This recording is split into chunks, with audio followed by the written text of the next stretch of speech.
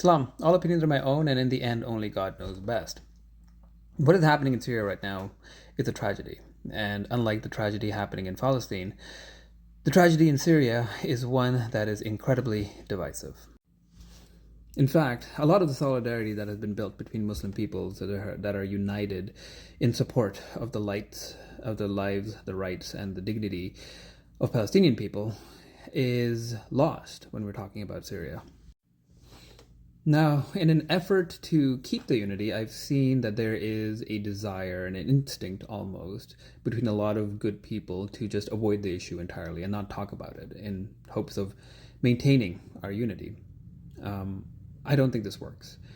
I think when we, as good, reasonable, and rational people, stop talking about an issue, it just leaves the unreasonable, irrational people in charge of the conversation. And that just makes things worse.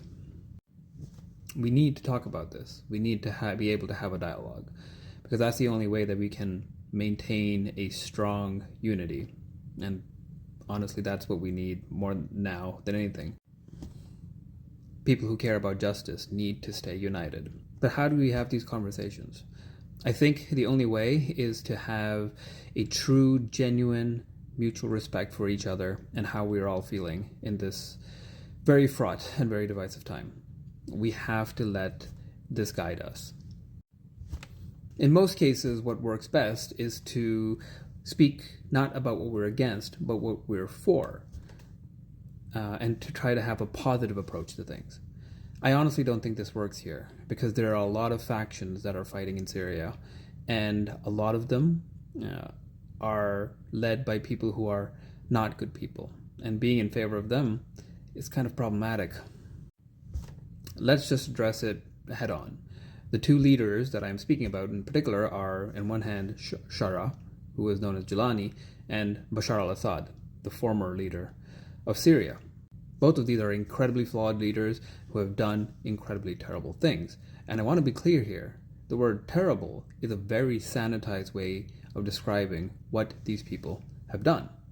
Both of them have been responsible for massacres and atrocities.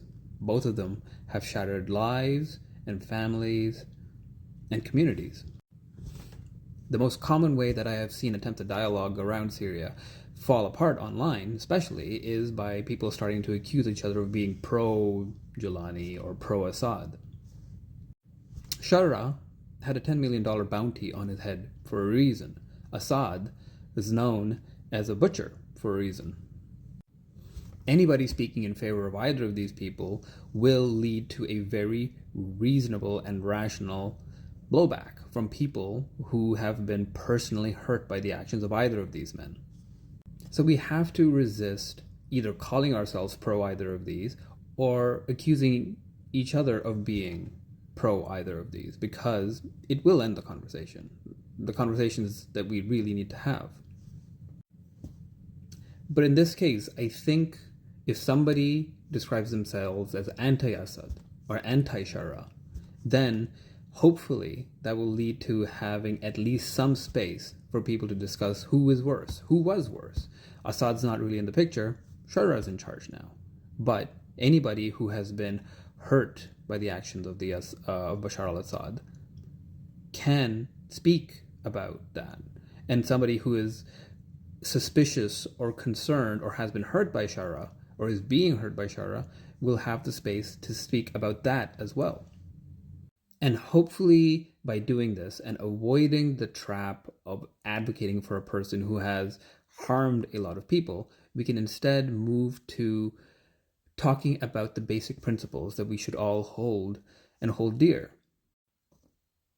And that principle has to be respect for the rights, the lives, and the dignity of our fellow human beings, no matter what community they may be from. That, more than anything else, is lacking in the parts of Syria where atrocities are happening. And that is exactly what is lacking for Palestinians in Palestine as well. There are a lot of powerful forces in this world that have a vested interest in keeping Muslims at each other's throats. The only way we can prevent this is by having internal dialogue that is driven by a respect for each other and a focus not only on our similarities, but also in an appreciation of our differences, whatever they may be. We need to start doing this work so that we can be as effective as possible in ending the genocide of the Palestinian people. Free Palestine.